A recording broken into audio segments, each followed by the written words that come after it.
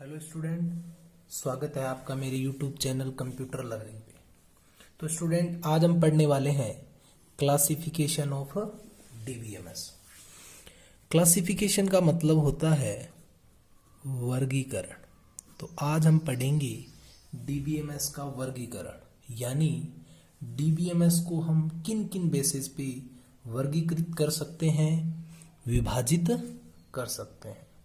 तो जो डीबीएमएस का जो वर्गीकरण है वो 3 बेसिस पे होता है, यानी 3 आधारों पे हम डीबीएमएस का वर्गीकरण कर सकते हैं, क्लासिफिकेशन कर सकते हैं। पहला है according to number of user. User का मतलब होता है उपयोगकर्ता। तो उपयोगकर्ता की संख्या के आधार पर वर्गीकरण। तो जो उपयोगकर्ता है, जो यूज ले रहा है डीबीएमएस, यूजर जो है कि एक टाइम में कितने यूजर काम कर सकते हैं डीबीएमएस पर, तो उस बेसिस पे डीबीएमएस को आगे 2 भागों में बांटा गया है। पहला सिंगल यूजर और दूसरा मल्टी यूजर। अब हम बात करते हैं अकॉर्डिंग टू आर्किटेक्चर। आर्किटेक्चर का मतलब होता है स्टूडेंट संरचना, कि जो स्ट्रक्चर जो होती है हमारे डीबीएमएस की, उस संरचना के आधार पर, स्ट्रक्चर के आधार पर डीबीएमएस को किन किन भागों में बांटा जा सकता है, डिवाइड किया जा सकता है। तो संरचना के आधार पर स्टूडेंट 2 भागों में बांटा जा सकता है। पहला क्लाइंट सर्वर पे और दूसरा डीबीएमएस।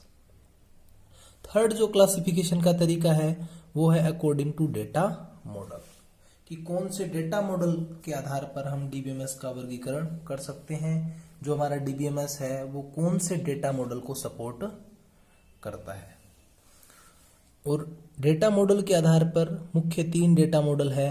हिरार्चिकल डेटा मॉडल, अगला है नेटवर्क डेटा मॉडल, और नेक्स्ट है रिलेशनल डेटा मॉडल। तो इन 3 मुख्य डेटा मॉडल के आधार पर हम डीबीएमएस का क्लासिफिकेशन कर सकते हैं। और भी कई डेटा मॉडल होते हैं, जैसे object oriented data model, ETC. आगे हम बात करते हैं सबसे पहले student according to number of user.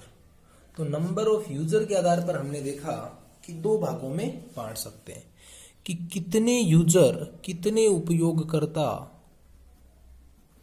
हमारे डीबीएमएस को एक टाइम में काम में ले सकते हैं, यानी कनकरेंटली एक ही समय में एक डीबीएमएस पर कितने यूजर काम कर सकते हैं, वो होता है according to number of user. उपयोगकर्ता की संख्या के आधार पर, नंबर का मतलब संख्या। तो एक होता है सिंगल यूजर। सिंगल यूजर का मतलब एकल यूजर, एकल प्रयोक्ता। तो ऐसे डीबीएमएस पर एक समय में एक ही व्यक्ति काम कर सकता है। जैसे ये हमारा कोई डीबीएमएस है, उस पे जो यूजर होगा वो एक ही होगा। ओनली ये एक ही यूजर इस डीबीएमएस पर काम कर सकता है। और ये जो डीबीएमएस होता है वो पर्सनल डीबीएमएस होता है, जिसमें हम पर्सनल कंप्यूटर पे अपना डेटाबेस बना के हैंडल करते हैं। तो वो हो गया सिंगल यूजर। दूसरा है मल्टी यूजर। मल्टी का मतलब कई या अनेक यूजर। ऐसे डेटाबेस पर एक से अधिक यूजर कार्य कर सकते हैं। यानी अगर हमारा डेटाबेस डीबीएमएस जो है, डेटाबेस मैनेजमेंट सिस्टम, वो यदि मल्टी यूजर है, मल्टी यूजर का मतलब जिस पर एक से अधिक यूजर है वो काम कर सकते हैं। जैसे ये हमारा डीबीएमएस था, इस पर कई सारे यूजर काम कर रहे हैं, जैसे बैंक, रेलवे। ये जो डीबीएमएस होते हैं स्टूडेंट, इस पर एक समय में कई सारे यूजर कार्य कर सकते हैं। जैसे यूजर 1 हो गया, यूजर 2 हो गया, यूजर 3 हो गया, यूजर 4, ऐसे कई सारे यूजर है वो कार्य कर सकते हैं। उसे बोलते हैं मल्टी यूजर डीबीएमएस। अब आगे हम पढ़ने वाले स्टूडेंट, दूसरा जो मेथड है वर्गीकरण का वो है अकॉर्डिंग टू आर्किटेक्चर।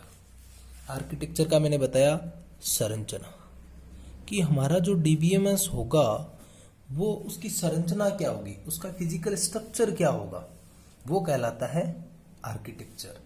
तो पहला जो तरीका है वो है क्लाइंट सर्वर आर्किटेक्चर, यानी इसमें एक मुख्य क्या होता है, सर्वर होता है, और बाहर से जो जुड़े होते हैं वो क्या कहलाते हैं, क्लाइंट कहलाते हैं। तो ऐसे डीबीएमएस पर कई सारे क्लाइंट होते हैं, परंतु सर्वर एक ही होता। इसमें सर्वर की संख्या एक होती है, परंतु क्लाइंट की संख्या मल्टीपल हो सकती है। तो यहां क्या होता है, क्लाइंट सर्वर पर क्या भेजता है, रिक्वेस्ट भेजता है, यानी उसको कोई क्वेरी करनी है डेटाबेस पर। तो ये जब सर्वर रिक्वेस्ट प्राप्त करता है तो वापस क्लाइंट को क्या भेजता है, रिस्पॉन्स भेजता है। इस बेस पे ये कार्य करता है। एक से अधिक क्लाइंट होते हैं परंतु सर्वर की संख्या एक होती है। क्लाइंट सर्वर पर पहले रिक्वेस्ट भेजता है, सर्वर क्लाइंट के द्वारा दी गई रिक्वेस्ट के अनुसार उसे वापस रिस्पॉन्स यानी जवाब देता है। ये होता है क्लाइंट सर्वर आर्किटेक्चर। दूसरी जो संरचना है वो है डीडीबीएमएस। डीडीबीएमएस की फुल फॉर्म क्या होती है, डिस्ट्रीब्यूटेड डेटाबेस मैनेजमेंट सिस्टम। तो स्टूडेंट इसमें क्या होता है, सेम यही मेथड होता है क्लाइंट सर्वर वाला ही। इसमें भी एक सर्वर कंप्यूटर होता है और कई सारे क्लाइंट जुड़े होते हैं। इसमें भी कई सारे क्लाइंट जुड़े होते हैं। ये क्लाइंट 1 हो गया, क्लाइंट 2, क्लाइंट 3 और क्लाइंट 4। परंतु इसमें क्या होता है स्टूडेंट, जब डिस्ट्रीब्यूटेड डीबीएमएस में सर्वर कंप्यूटर नेटवर्क में कोई डेटा भेजता है तो वो डेटा सिर्फ पर्टिकुलर एक को रिस्पॉन्स नहीं होता। ये जो डेटा होता है प्रत्येक सिस्टम को क्या होता है, रिस्पॉन्स होता है,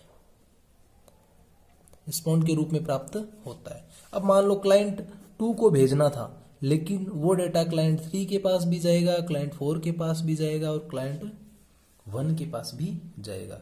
यानी इस नेटवर्क में जुड़े हुए प्रत्येक क्लाइंट को उस डेटा की एक एक कॉपी प्रोवाइड की जाती है। वो होता है डिस्ट्रीब्यूटेड डेटाबेस मैनेजमेंट सिस्टम।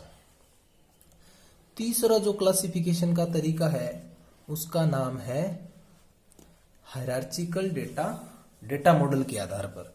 और डेटा मॉडल में पहला डेटा मॉडल हम पढ़ेंगे हायरार्चिकल डेटा मॉडल।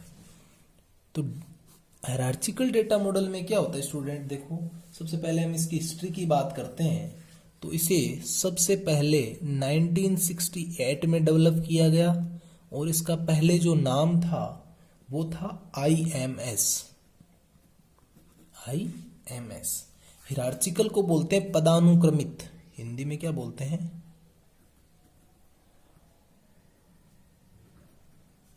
पदानुक्रमित डेटा मॉडल। ये जो डेटा मॉडल है स्टूडेंट, इसकी स्ट्रक्चर जो है वो कुछ इस प्रकार की होती है। यानी इसकी संरचना में क्या होता है, जैसे मान लो ये एक हमारा मुख्य डेटाबेस है स्कूल डेटाबेस। स्कूल डेटाबेस की कई सारे रिकॉर्ड हैं, जैसे स्कूल कोड, स्कूल नेम और एड्रेस। उसके बाद स्कूल वाला डेटाबेस है, उसके अंदर 3 अलग अलग डेटाबेस है, जैसे पहला क्लास, दूसरा सब्जेक्ट और तीसरा टीचर।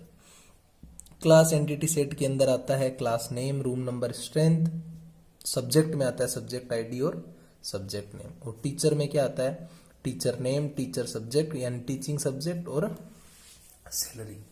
तो हायरार्चिकल जो डेटा मॉडल होता है स्टूडेंट, उसमें जो डेटा रहता है वो ट्री लाइक शेप में होता है। यानी जो इसकी स्ट्रक्चर होती है वो ट्री लाइक शेप होती है, यानी पेड़ की तरह संरचना होती है।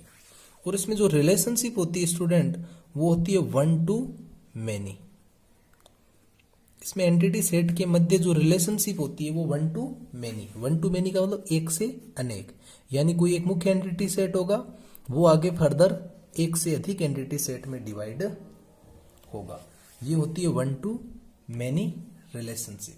इसमें क्या होता है स्टूडेंट, एक मुख्य जो डेटाबेस है जैसे स्कूल है, ये है रूट डेटाबेस या रूट एंटिटी सेट।